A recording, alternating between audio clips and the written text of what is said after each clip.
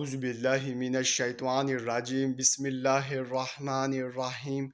अस्सलामु अलैकुम नाज़रीन, आज हम ख्वाब में बच्चा देखने के हवाले से ताबीरें बताएंगे।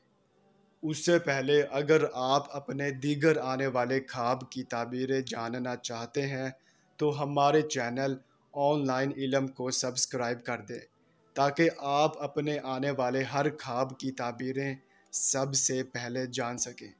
चलिए अब चलते हैं ख्वाब की तरफ।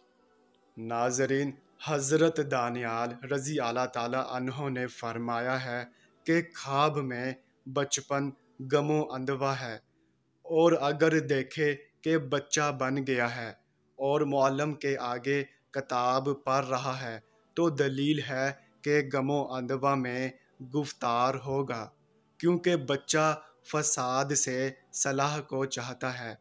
और अहले ताबीर ने बयान किया है कि अगर अपने आप को बच्चा देखे तो दलील है कि इसका काम ज़ईफ़ होगा।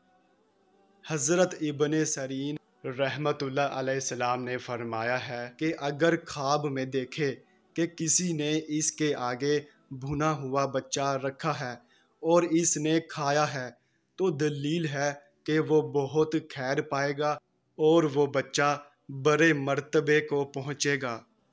हज़रत इब्राहीम करमानी रहमतुल्लाह अलैहिस्सलाम ने फरमाया है कि खूबसूरत लड़का तावील में फ़रिश्ता है और बदसूरत लड़का मनफत है।